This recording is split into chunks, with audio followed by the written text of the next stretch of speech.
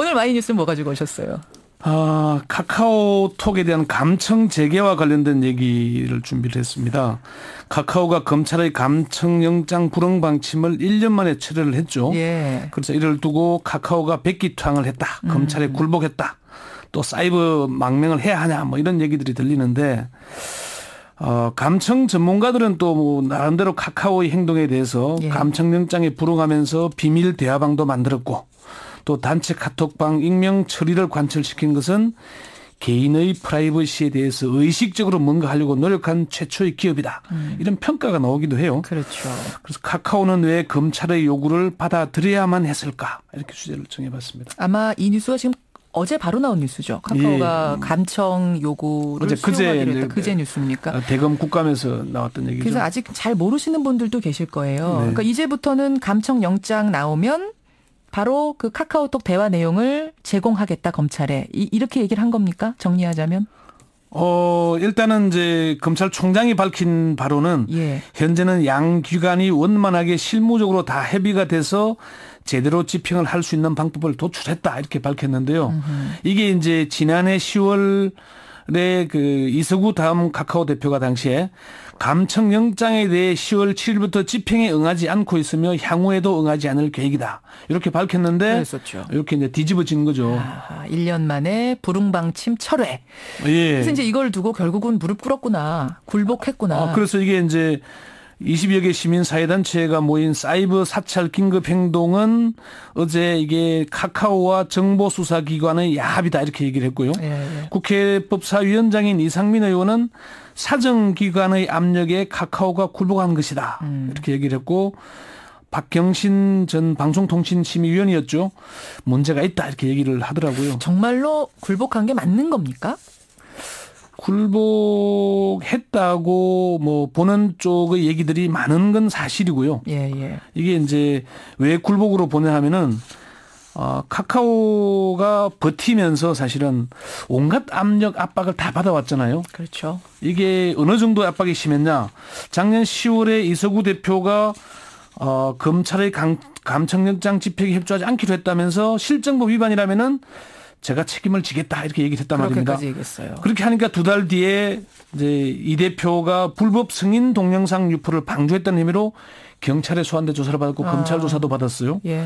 그리고 지난 6월에는 국세청 그것도 검찰의 서울중앙지검 특수부와 비슷한 역할을 하는 서울지방국세청 조사 4국이 특별 세무조사에 나서서 세무조사 지금까지 하고 있습니다. 지금 세무조사 받고 있어요? 네, 아직도 하고 있습니다.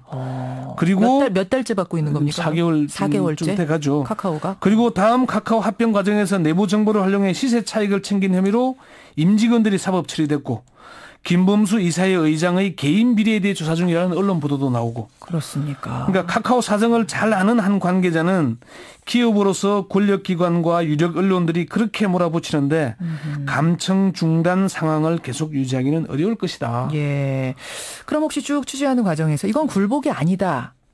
반전 의견을 내는 전문가도 있었습니까?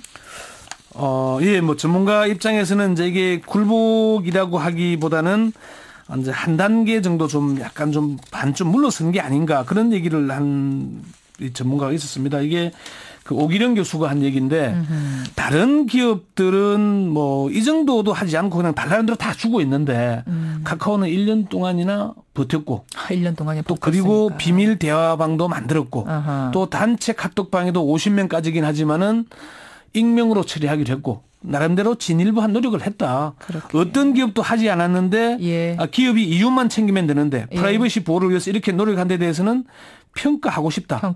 또 검찰도 프라이버시 문제에 대해서 동참했다는 점이 진일보했다 이런 평가를 하기도 합니다. 그럼 다른 업체들은 이만큼도 안 한다는 얘기인가요?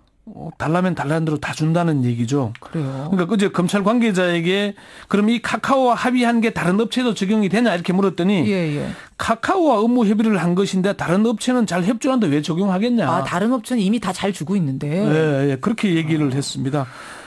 그게 심지어 정청래 의원이 이제 지난 8월에 공개를 했는데 미래부로부터 받은 자료인데 2012년부터 2014년까지 통신 비밀 자료 제출 현황에 따르면은 수사기관, 정보기관이 받은 게 8천만 건이 넘었습니다.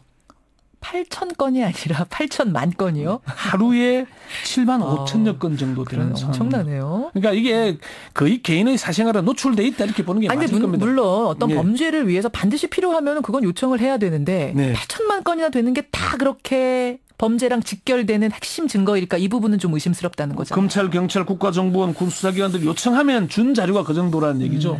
그래서 사실은 이 정도이기 때문에 해커들 사이에서는 이런 말이 있다 그래요. 무슨 말이요? 뭐 특정 업체를 홍보하려는 건 아니지만은 스마트폰은 아이폰만 쓰고 메신저는 아이메신저만 쓴다. 이런 말이 해커들 사이에는 오고 있답니다. 다른 나라 제품이니까 그거는 이제 못할 테니까. 그러니까 다른 제품들, 다른 기관들은 거의 다 스노든이 폭로했을 때 봤잖아요. 다 열려 있다. 정보기관들 다 들여다본다고 보는 게 맞을 거다. 그런 얘기가 있는 거죠. 알겠습니다. 그러면 이제 카카오가 지금까지 검찰의 감청영장 집행에 불응한 이유가 있었을 텐데 네. 그 문제가 해소가 돼서 이렇게 하기로 한 거냐 아니면 그대로인데 내주기로 한 거냐 이 부분 궁금해하실 것 같아요. 상황 좀 변한 거 있습니까? 실제 해소된 건 별로 없고요. 카카오가 나름대로 비밀 대화방을 만들어서 공개되지 않도록 하는 거 그리고 단체 방에서 익명으로 자료를 제공한다는 거 요것만 바뀐 상황인데 이게 이제 사실 잘 모르겠지만은 감청영장은 앞으로 일어날 일에 대해서 영장을 받은 거거든요. 그런데 지금까지 수사기관은 지금까지의 대화 내용을 가져갔단 말입니다. 그렇죠. 영장과 집행 내용이 다른 거죠. 이것 때문에 카카오가 버틸 수 있었던 거거든요. 법사위원장인 이상민 의원이 그 얘기를 하는 거예요. 이게 이 상황이 안 바뀌었는데 협조하기로 한 것은 굴복한 거다. 문제가 있다. 이렇게 그래서 굴복이라는 얘기를 하는 거군요. 예. 오늘의 주제로 다시 돌아와 보죠. 결국 카카오는 왜 굴복할 수밖에 없었는가? 결국 여기에 대한 답은 아까 말씀하신 대로 현실적으로 어쩔 도리가 없었다. 세무조사라든지 뭔가 이렇게 융단 폭격을 퍼부니까 압박을 너무 심하게 견딜 길이 없었다는 거죠. 그러면은 어떻게 개인 프라이버시 지키려면 또 그때처럼 사이버 망명 해야 되는 거예요? 어떻게 해야 돼요? 그때 사이버 망명 잠깐 갔다가 돌아오신 분들 많은데 어떻게 해야 되는 거예요? 그 당시 한 300만 명 정도가 탈퇴를 했었거든요. 그랬어요. 지금은 이제 물론 뭐 스마트폰 유저도 늘어나고 해서 지금 거의 복구가 돼 있고 이래서 좀 늘어났다 그래요. 그런데 사실 디지털 세상에서 안전한 사이버 공간은 없다고 봐도 될 겁니다.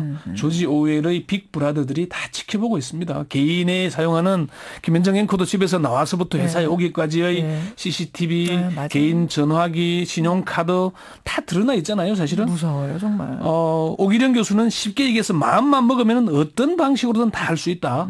그런 얘기를 했고요. 우리가 국정원의 원격 제어 장치 RCS 사태에서 봤지 않습니까?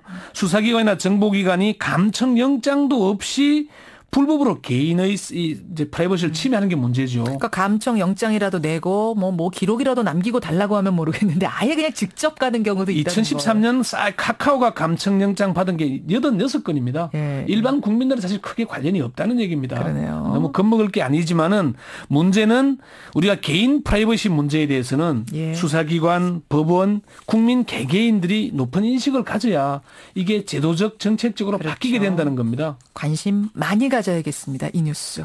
권영철의 Y뉴스 권영철 기자 수고하셨습니다. 네.